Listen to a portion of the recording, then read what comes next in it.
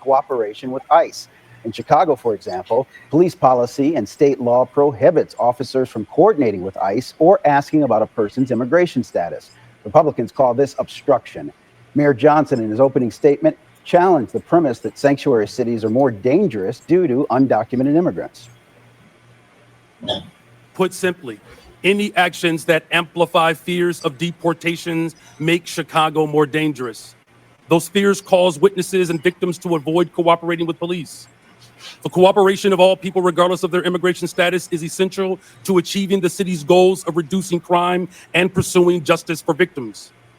When there is trust between city's residents and the police, undocumented immigrants come forward to report crimes to local law enforcement and provide information that helps the police solve those crimes. In Congress, 4 mayors have been brought in to testify in front of the House committee, and that was New York Mayor Eric Adams, Boston Mayor Michelle Wu, Denver Mayor Mike Johnston, and Chicago Mayor Brandon Johnson.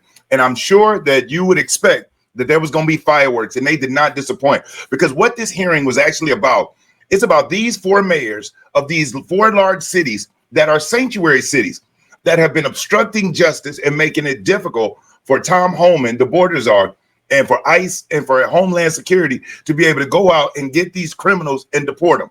And you may have to ask yourself, why in the world would these mayors be fighting against the mandate from the president? Even their own constituents want these people out. So what is it that's making them want to stay? And it is this: allegedly, what the Democrat plan was, what the agenda was is to flood the country with all of these undocumented illegal immigrants. Promise them this is the land of milk and honey as long as they continue to vote Democrat, vote for Democratic for the Democrats, vote blue, in other words. Because if they vote red, that they will be voting against their own good and will be deported.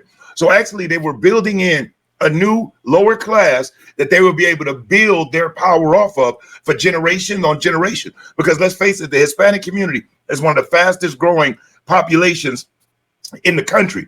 And here's the real kicker about it. Think about this. And please, and when I ask this question, I want to get your feedback.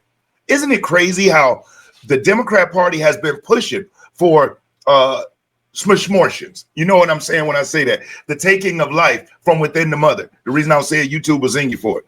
But they've been pushing smortions, telling every woman, hey, you should go get one on demand. Get one on demand. Have a night out. Have some fun. If you do get knocked up, get rid of it. No problem. Do you know that even outside of the DNC convention in 2024 that they have for Kamala Harris, they had buses out front giving out free smortions and free vasectomies.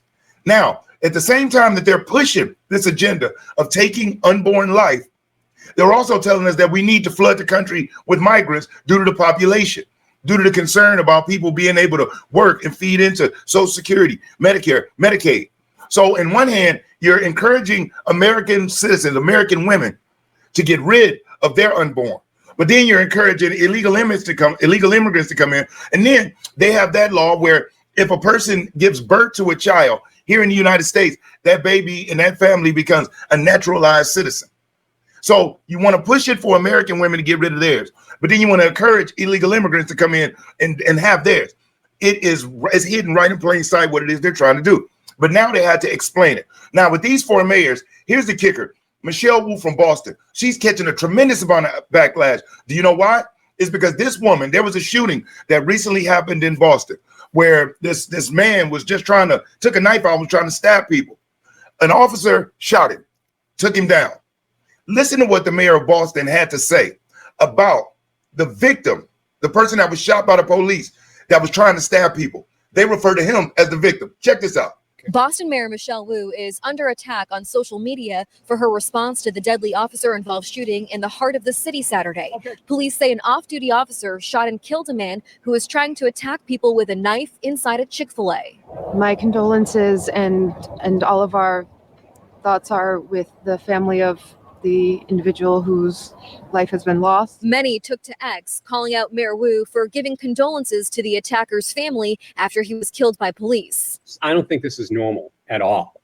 And it's as if they were all teed up, just waiting for this kind of moment to take advantage of it politically. If you're enjoying this video and you like the content, do me a solid. Hit that like button. I will never ask you for a cash out, never ask you for a super chat. But you hitting that like, it is currency. It helps spread the video around. And if you aren't subscribed, subscribe to the channel. Here on the Real Politics Podcast, that's what we do. We talk real politics. So once you subscribe, you get the option to be notified. What you do, select all. That way you'll be notified when I upload new videos. So you heard that. So now this woman goes on TV and apologizes to the family of the individual who was trying to stab her constituents and who was taken down by a police officer. She didn't say anything about the constituent. She didn't say anything about the police officer. It's all about the victim. And that's where these people are.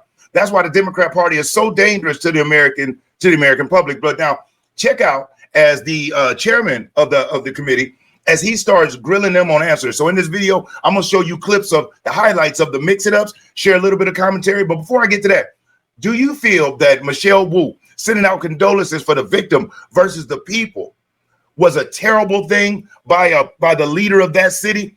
Put yes if you feel like that was terrible, what she said and did, or put no if you felt like she did the right thing. I'm interested in your feedback. Put yes if you felt like what she did was terrible, as far as no concern for her citizen or a police officer. Yes, you feel it was terrible. Or put no if you feel like she was justified and giving her condolences to the victim. Now, check out James Comer as he grills these mayors as far as on their sanctuary cities and what that means for them and their citizens. Check this out. Mayor Johnston, in 2017, Denver prohibited city officials, including corrections officers, from assisting and cooperating with any investigation, detention, or arrest procedures related to federal immigration laws. The city also stated that federal immigration authorities shall not be granted access or allowed to use the secure areas of any city or county jail. Mayor Johnson, is Denver a sanctuary city? A lot of folks use that term. Yes or no? Sorry, Mr. Chairman. Folks use that term differently. I can tell you what Denver does. We do not. Okay, I take that as a yes. Mayor Johnson, no, yes or no? I take that as a yes. Mayor Johnson, on March 10th, 2023, you posted on X that Chicago must lead and live by the promise to be a sanctuary city. Is Chicago a sanctuary city? A 40-year policy of being a welcoming city. Yes. A 40-year policy of a welcoming city. Mayor Wu, in November 2024, you gave an interview noting that you served on the city council a decade ago when the Boston Trust Act was first passed. You said in that interview that in terms of Boston's policy, there is a prohibition on resources and personnel going to enforce civil immigration detainers, meaning Boston police and other departments cannot cooperate with ICE when it comes to detaining on civil warrants. Mayor, is Boston a sanctuary city? Boston is a safe city. I take that as a yes. And Mayor Adams, on November 12th, 2024, you said, quote, this is a sanctuary city, but I must comment that you have, of the witnesses today of the major cities, you have publicly stated that you were willing to work with ICE on detaining the most criminal illegals, and I want to publicly thank you for that. But my question to you, sir, is New York City a sanctuary city? Based on our classification, yes. Now, New York Mayor Eric Adams was the only one willing to answer the question with truth like it is. Yes, it's a sanctuary city. Everybody knows that. But ask yourself, why is it that Brandon Johnson and Mike Johnston and Michelle Wu are going out of their way to avoid answering if it's a sanctuary city? Because they know if you answer yes, it is a sanctuary city, you can no longer complain about things going on in that sanctuary city, because by sheer definition, sanctuary city means that you are giving the criminal sanctuary from being prosecuted by the federal government. That's all a sanctuary city means. It is actually a haven, a safe place for criminals to go and not worry about being prosecuted. That's why in these same cities, in these same places, when a person gets arrested, they're immediately released in cashless bail, court set out for years in the future, and many of them walk with a slap on the wrist. That is what sanctuary city, by definition, it is protecting criminals. But let's check out this next clip where Brandon Johnson gets grilled by another congressional member who is not going to fall for the BS, is going to really make Brandon Johnson answer some questions. Check this out. Mayor Johnson, how about you? How many, according to my records, you have welcomed 51,648 illegal aliens to your sanctuary city. So I'd ask you, sanctuary from what? If you're referring to the number of individuals that were bused from Governor Abbott without any coordination, the 52,000 individuals that were seeking asylum, those individuals were bused to us. I passed a bus ordinance to work to coordinate with the governor of Texas. He refused to do that. But that transfer of individuals was the result of the governor of Texas, not the result of a welcoming city ordinance. You see, the thing about this is that they always, especially Brandon Johnson, they love to blame Governor Abbott out of Texas. Oh, the governor, he sent them to us. What was he supposed to do? As a matter of fact, it was one of the most brilliant things that he did, because what they were hoping is they were going to just flood the state of Texas. That was really their ground zero. The first state they were going to flip to turn sheer blue was Texas. Didn't quite work out well because Governor Abbott has a backbone. And what he did, he said, okay, if y'all love it, because Texas didn't ask for it. No city in Texas was asking for it. So they said, if you want it, cool, we're gonna bring it to your doorstep. And when he started busting them around, now it gained national attention. Because if you remember, the Biden administration and the media was telling us it was all a lie. There was no border crisis. There was no issues at the border. That was Donald Trump trying to stir up controversy, and the extreme MAGA Republicans were trying to put fear in the people. But as Governor Abbott started shipping these people around, oh, we started seeing people get in uproars. Do you remember when that bus of migrants was sent to Martha's Vineyard? Those people was not off that bus 10 seconds before they were thrown right back on that bus and booted out of Martha's Vineyard without any type of apology or anything. And so that's proof that for these extreme leftists, these left-wing liberals, these bleeding hearts with all of this money living out in Martha's Vineyard and out in the Hamptons, they say, oh, yes, let everybody come in. Yes, put them in there. Put them in those areas. Put them in those urban areas too, because they didn't expect it would touch their doorstep. But as long as it was on everybody else's, it was fine. Do you know that in Boston, they were actually asking people to open up their homes to allow illegal immigrants to live in their house, and they would subsidize them. They would give them money to take on an illegal immigrant. Now, if you got a family and you're bringing in Pedro or Juan or Maria, who you have no idea who they are, you don't know if they're gang members, you don't know if they're sex traffickers, you don't know anything about them. The government doesn't know anything about them. But they want you to open up your doors, put your family at risk for some absolute insane belief they have of open borders being a good thing. Now, the next disgusting thing that we found throughout this hearing is that these mayors love to blame the American people for crime and completely eliminate the illegal immigrants being a part of it. As a matter of fact, they go out of their way to prove how the American citizen is more dangerous than the illegal immigrant. So during this testimony, they have been extremely anti-American, pro-immigrant. As a matter of fact, it would not be a hearing if some Democrat did not lose their mind and completely disrupt the entire hearing. So let's check out this next clip from Congressional member Ayanna Pressley, who is a race hustler, who is always trying to mix people up and get stuff going, spewing nothing but hatred out of her bald head mouth. Let's check out this clip from Ayanna Pressley. Chair recognizes Mr. Chairman, I have a unanimous consent Subramanian. request. Mr. Chairman, I have a unanimous consent request. Proceed. I'd like to seek unanimous consent to enter into the record this article, and I'll do this as a survivor of sexual violence myself. This is from Courts, March 2018. Without objection, so ordered. Data from Texas shows that U.S.-born Without objection, so ordered. We put it in the record. I have an internet.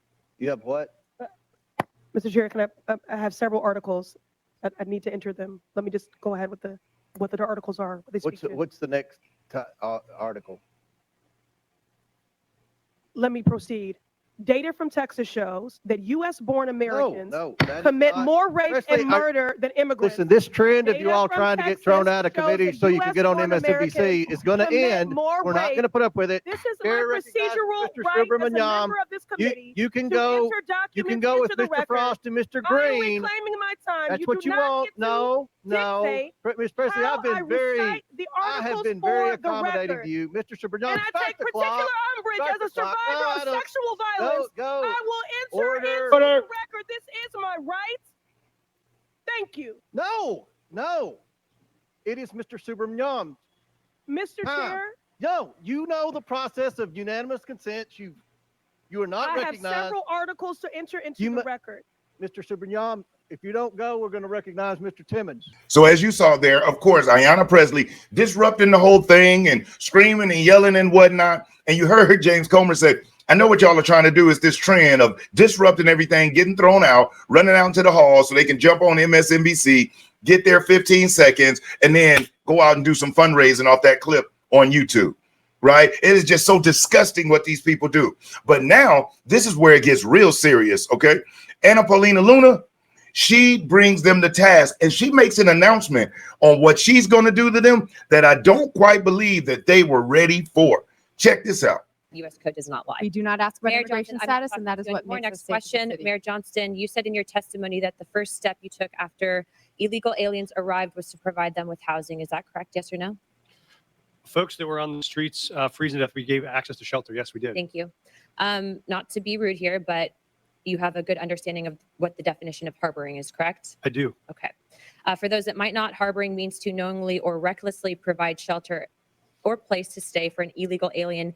And according to Title 8 of U.S. Code subsection 1324, that is also a federal crime. Just to be clear, did you also say that you would be willing to go to jail to stop deportation efforts? I did say that I'd be willing to stand up for all of our residents, and the context was that was the point at which the administration was threatening to deploy the U.S. military to streets of our cities to Okay. pull kids out of schools and churches. Thank So we you. were worried about that. Thank you, Mr. Johnson. Mr. Chairman, I'd like to enter into the record an article from CBS. Without objection, so ordered. Thank you. In this, it says, Johnston said earlier this week that he's willing to use civil disobedience and, if necessary, going to jail to stop deportations. My final question would be for you, Mr. Mayor Johnson. Do you believe that Chicago's welcoming city ordinance encourages illegal aliens to enter the United States, specifically into Chicago? Yes or no? No. Okay. So you don't believe that banning the transfer of individuals into ICE custody for the purpose of civil immigration enforcement encourages illegal immigration into Chicago? Or how about agencies, sorry, 1 second, or agents not being able to stop, arrest, or detain individuals based solely on their immigration status or administrative warrant? So we comply with all laws, local, state, and federal. To me, after this line of questioning, it's very clear that these policies that you have all implicated are active and alive and well in your cities, are in direct violation with U.S. Title 8 Code subsection 1324, and is a federal offense. But you all speak about a broken immigration system, and yet here you guys are aiding and abetting in that entire process. I want to be very clear about something. Open border policies, which is something that you guys are talking about, hurts people on both sides, meaning the people that are coming here illegally and then American citizens as well. I do not think you guys are bad people, but I think that you are ideologically misled, which is why, unfortunately, based on your responses, I'm all going to be criminally referring you to the Department of Justice for investigation. And as soon as I leave here, these will be going over to Pam Bondi. I'm not doing that in an effort to bully you guys, but I do believe that your policies are hurting the American people, and you can make that known with the evidence that you can present to the Department of Justice. But if you guys continue doing what you're doing, you're not going to help anyone. You're going to hurt more people. And that's exactly why I'm tired of it. The American people are tired of it. And Chairman, I yield my time. Woo! So she is the first one, Anna Paulina Luna. She is referring them over to the Department of Justice for a criminal investigation. The ball is turning. This is a new Republican Party. This is the party. This is the Republican Party that truly means make America great again.